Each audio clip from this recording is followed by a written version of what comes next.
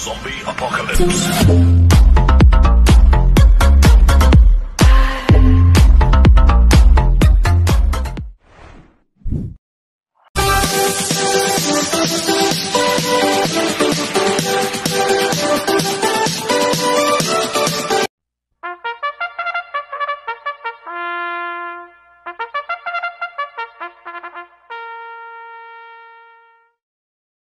Magandang araw po mga bayang karerista. Ngayon po ay araw ng Biyernes, November 29, 2024, karera po ng Medturf, Malbar, Batangas. Meron po tayong 7 karera sa araw na ito. Nandito naman po yung lingkod, Drunken Master Wangbu, aka Eloto Budoy, para magbigay ng giya at analysis sa inyo mga bayang karerista. Mga bayang karerista, start po ng karera natin at 5 PM. At bago po ako magsimula magbigay ng giya at analysis, huwag pong kalimutan subscribe, like, and share YouTube channel ko po. At syempre, huwag din pong kalimutan i-click yung notification bell ko para updated po kayo sa mga bagong video ko. Kaya mag-start na po ako sa pagbibigay ng giya at analysis. Race 1, winner take all, covers races 1 to 7. May 6 na kabayong tatakbo. 3-year-old and above, maiden race sa distance 1,400 meters. First choice ko po dito, numero 2, Alibaba. Nasasakyan po ni GL Shego Jr. Siya po yung merong best time dito ng 1.28.4 sa distance 1,400 meters. Last round po nito noong November 15. Segundo po siya kay sabi ko na si Alibaba. Cambio nila, bigyan na po kay GL Shego Jr. Last round si Joel Shego po sumukay dito. Kaya malaki po panalo sa akin ito, kaya siya po first choice ko. Second choice ko po, numero 5, Enough is Enough. Nasasakyan po ni Mart Alvarez. Last round po nito, November 15. Tarsero po siya, kaya sabi ko na, Alibaba. Nagtala po siya ng 1.29 sa distance 1,400 meters. Kaya malaki rin po panalo sa akin ito, kaya siya po second choice ko. Kaya ang first choice ko po, numero 2, Alibaba. Second choice, numero 5, Enough is Enough. Sa race 2 po tayo, pick 6 cover races 2 to 7. May 8 kabayong tatakbo. Rating base system class 559 placers sa distance 1,200 meters. First choice ko po dito, numero 7, Lady of Peace. Nasasakyan po ni DL Camanyero Jr. Siya po yung merong best time dito ng 1.14.8 sa distance 1,200 meters. Last round po nito no October 11. Pang-apat po siya kay Gianchi. Si Lady of Peace, cambio nito, binigay na po kay DL Camanyero. Last na si Danny Boy po sumakay dito. Gamay po ni DL Camanyero Jr. to, kaya malaki po panalo sa akin ito. Kaya siya po first choice ko. Second choice ko po, numero 1, Arigato. Nasasakyan po ni BJB Galleta. Last round po nito no November 8. Pang-anim po siya kala Sneaky Eyes. Nagtala po siya ng 1.18 sa distance 1,200 meters. Kaya may panalo rin sa akin yan, kaya siya po second choice ko. Lalagyan ko pong third choice sa Pandialo, numero 3, Super Hawk. Nasasakyan po ni JD Huko. Last round po nito, November 23, pang-anim po siya kala Mount Ragang. Meron pong 1.17.8 sa distance 1,200 meters. Kaya siya po yung third choice ko na Pandiado. Kaya ang first choice ko po, numero 7, Lady of Peace. Second choice, numero 1, Arigato. Third choice sa Pandiado, numero 3, Super Hawk. Sa race 3 po tayo, pick 5 cover races 3 to 7. May 8 kabayong tatakbo. Rating based team class 5, 6 to 10 split. Distance 1,200 meters. First choice ko po dito, number 5, Step Bell. Nasasakyan ni John Alvin Guse. Ito, bagong baba po ng rating based system to, si Step Bell. Gamay po ni John Alvin Guse ito. Meron pong 1.15 median sa distance 1,200 meters.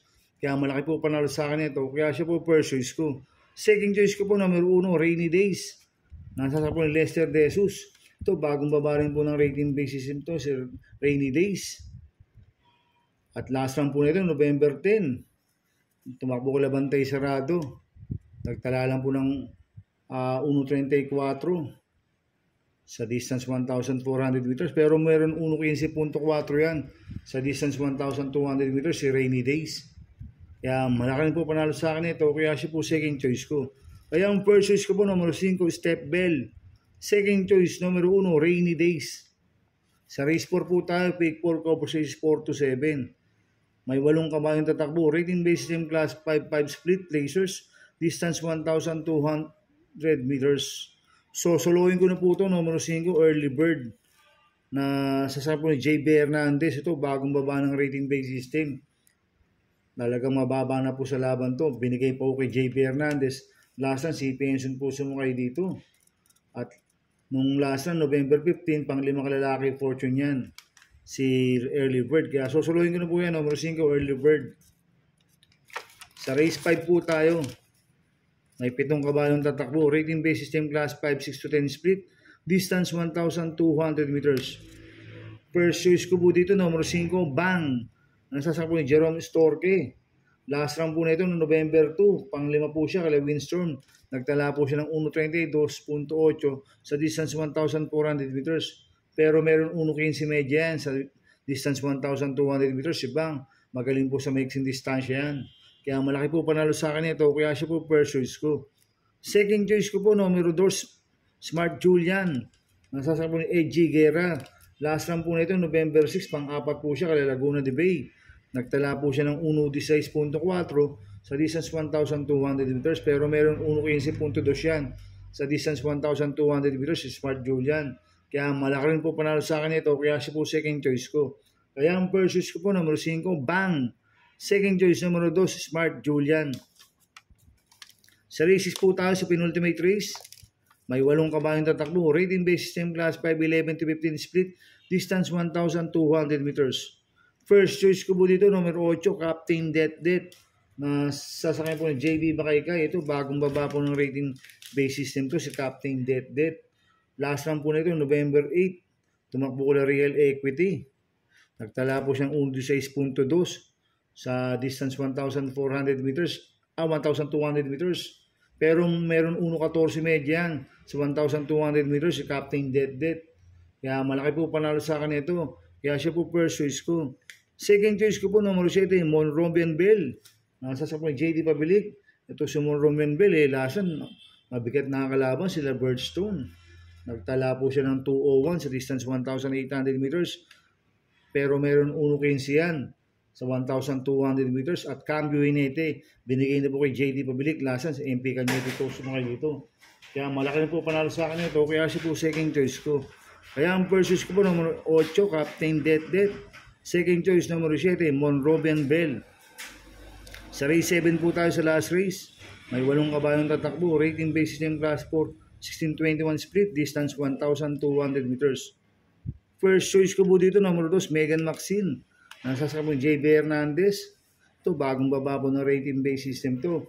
Last round po na ito, November 17, pang-4 po siya, kala Ward Bell. At meron 1.14 sa 1,200 meters si Megan Maxine. Kaya malaki po panalo sa akin ito, kaya siya po first choice ko. Second choice ko po, numero 4, Grand Jackpot. Nasasakbo ni JT Sarate. Last round po na ito, November 22. Parsero po siya, kala Service Deluxe. At meron rin pong 1.14 yan sa distance 1,200 meters. Kaya malaki po panalo sa akin ito, kaya siya po second choice ko. Kaya ang first choice ko po, numero 2, Megan Maxine. Second choice, numero 4, Grand Jackpot. Good luck kay Napi Racing, mga bayang karisa. Inuulit ko, ito igabay ko lang at analysis ko. Pero pagdating sa tayan, kayo pa din masusunod. Sana iswertin tayo at magsitama. Kaya good luck po sa ating lahat. Mga bayang karisa, shoutout muna ako. Happy Racing po sa mga boss ko, kay Boss Manuel Chua, kay Boss Manny Caplis, kay Boss Jing Garcia ng Double Rock. Happy Racing, sana iswertein tayo at magsitama. At happy racing rin po sa mga taga-Barkadan OTV, kay Paring Paxi Villar, kay Abin Prinal, at kila Dudoy De Jesus, Macmac Villar, Arnel Lorenzana, at Junior Villar. Happy racing sa inyo sa mga taga-Barkadan OTV.